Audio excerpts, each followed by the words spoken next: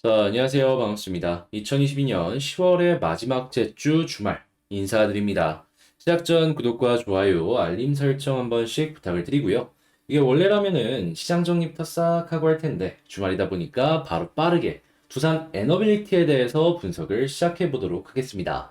자, 일단 나오고 있는 차트의 흐름이나 뭐 수급이나 이런 거 되게 마음에 듭니다. 개인적으로 올라갈 가능성이 높아지는 그러한 패턴이지 않을까 싶기는 한데 일단 뉴스에서 나오는 부분들부터 하나씩 살펴보면서 에너빌리티 수급 차트 순으로 한번 살펴보도록 할게요.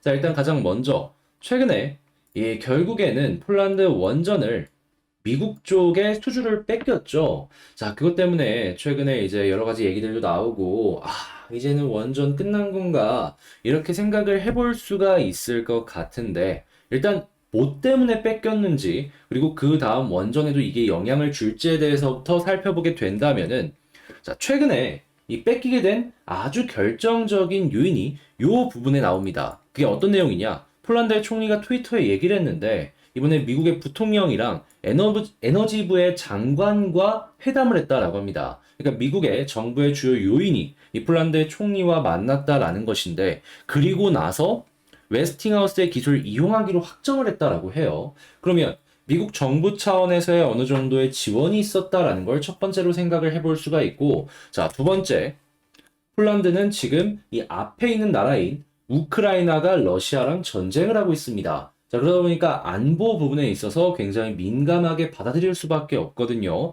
자, 그런데 보다 안보 논리를 미국에서 어느 정도 해결을 해주겠다라는 식으로 접근을 하다 보니까 미국 쪽에 손을 들어줬구나. 근데 이거는 한국 정부에서는 절대 채워줄 수가 없는 폴란드의 가장 중요한 부분이다 보니까 뺏기게 되었구나. 요렇게 생각을 해볼 수가 있을 것 같습니다. 자, 근데 이런 거를 솔직하게 얘기해서 처음에 수주를 받으려고 했을 때 몰랐었겠냐라는 것이죠. 분명히 알았을 겁니다. 자, 그런데 한국에 대한 기대감이 왜 높았었는지에 대해서 좀 말씀을 드리면은 제일 처음에는 가장 큰 경쟁자는 일단 중국과 러시아의 컨소시엄이었습니다. 자, 그런 다음에 한국 있었고, 미국 있었고, 그 다음에 프랑스가 있었죠. 자, 그런데 중국 쪽 같은 경우에는 러시아 쪽의 전쟁이 발발을 크게 하는 모습이 보여주면서 완전히 이러한 쪽에서 밀려나가는 모습을 보여주게 되었고요. 자, 그러면 한국, 미국, 프랑스 세 군데가 남았던 것인데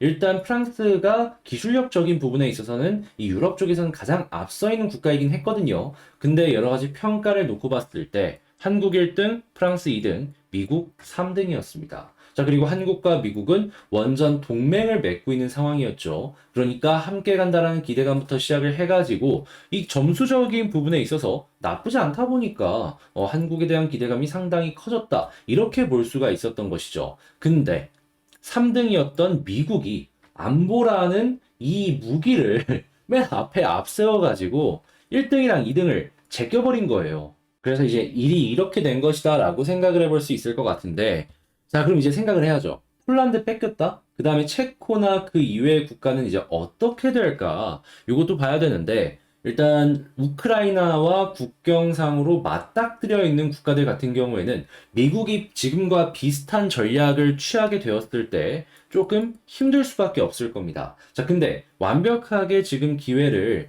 포기를 하기에는 어려운 게 뭐냐 하면은 그러면 폴란드랑 비슷한 위치인 국가 이외에는 어떨까라는 겁니다. 자, 그랬을 때 일단 한국이랑 프랑스가 왔다 갔다 하면서 높은 점수를 받고 있거든요. 그랬을 때 치고 나가는 건 분명히 가능성이 있다. 자, 그리고 한국과 미국은 분명한 원전 동맹입니다. 자, 그렇다라고 했을 때 두산의 이 포지션이 어떤 걸지를 생각을 해보면 솔직하게 설계를 두산이 하는 건 아니잖아요. 그러면 설계 쪽 관련해가지고 어느 정도 역량이 있다라고 하더라도 그쪽의 수익을 못 만든다라고 하더라도 그 이외에 시공이나 여러 가지 부분에 있어서 생산 능력은 확실하기 때문에 미국의 협력사로 참여할 가능성은 높은 겁니다. 미국이 점수가 낮은 이유는 여러 가지 부분에 있어서 특히나 생산 부분에 있어서 아쉬운 부분을 보였기 때문이었거든요. 그거를 한국 쪽의 두산에 어느 정도 힘을 빌려가지고 함께 움직일 가능성 충분히 있다라는 것이죠.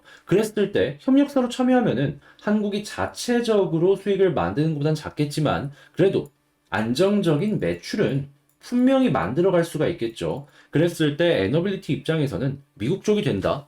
한국이 된 것보다는 안 좋을 수 있어도 나쁘진 않다. 이렇게 접근을 해도 저는 괜찮을 것 같습니다. 그리고 이 폴란드의 이야기 역시도 악재는 선반영이 되어 있기 때문에 이제 굳이 지금 상황에서 그러한 부분을 걱정할 필요는 없을 것 같고요. 자, 그러면 현재 수급이랑 차트를 좀 순서대로 한번 보자면 수급 외국인이 계속 사주는 게 제일 좋긴 하지만 이 마이너스 734면은 뭐 판 것도 아니죠. 만 단위를 넘어가다 이 정도다? 그냥 보합입니다. 자, 그런 상황 속에서 개인은 매도하고 있고 지금 기관이 다시금 현재 위치에서 매수를 하고 있다라는 걸 생각을 한다면 야, 이거 외국인이랑 쌍끈이로 엮어 들어가게 된다면은 빠른 시간 내에 여기서 반등을 하는 데 있어서 긍정적인 영향이 올 수도 있겠다. 이렇게 보기 괜찮을 것 같아요. 그래서 수급은 이 두 가지 플러스 이 개인에서 마이너스 요것만 보시면 되겠습니다. 자, 그런 다음에 이 차트를 한번 봐야 되는데 현재 지지라인 같은 경우에는 제가 뭐 계속 말씀을 드렸던 자, 주봉과 월봉 봅시다. 아래쪽에 쭉 깔려 있는데 이 거리가 멀어졌다 보니까 이제 곧 있으면은 새로운 달이 생기고 새로운 주가 생긴다라고 하더라도 지지라인은 탄탄하게 아래 깔고 있을 수 있다라고 생각할 수 있겠죠. 자, 그러면 여기는 그렇게까지 지금 크게 걱정할 필요는 없을 것 같고 자, 그럼 이제 어느 일을 뚫어줘야지 본격적인 상승이 나올 것인가 요거를 고민을 해봐야 될 것 같은데 일단 나오는 차트만 보면은 야, 땅바닥 이쁘죠.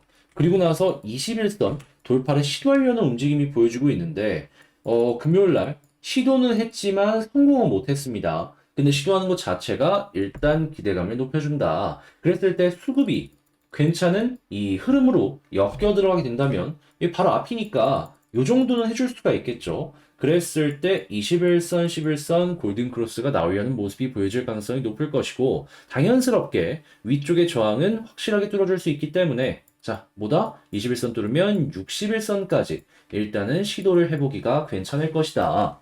물론 여기 위로 올라간 다음에 시간이 지나면 61선이 잔잔히 이렇게 떨어질 겁니다. 그럼 고점이 낮아진다는 것인데 그래도 현재 위치에서 61선까지 본다라는 건 지금 위치보다는 높은 위치까지 올라갈 수 있다라는 거니까 요거는 기대를 하시면서 21선 돌파 시 61선 보시면 좋을 것 같고 61선까지 돌파를 한다면 그 위쪽에 이런 라인 보면 될 것 같긴 한데 이거는 제가 다음 영상에 이 61선 뚫으면 그때 가서 다시 한번 말씀을 드리도록 할게요. 자, 일단은 쌍바닥까지 이쁘게 만들어졌고 수급 괜찮다라는 부분에 집중을 하시면서 보시면 자, 그럼 총정리 한번 해보도록 할게요. 일단 첫 번째, 이번에 폴란드 뺏기긴 했지만 그래도 협력사로 참여를 할 수도 있는 것이고 그 이외의 국가들은 아직은 기대감이 많이 남아있는 상황이기 때문에 그렇게까지 너무 힘들어하진 마셔라. 자, 그리고 두 번째 같은 경우에 수급은 지금 뭐 어떻게 보면 안 좋으면 안 좋다라는 건데 좋게 나오고 있다 보니까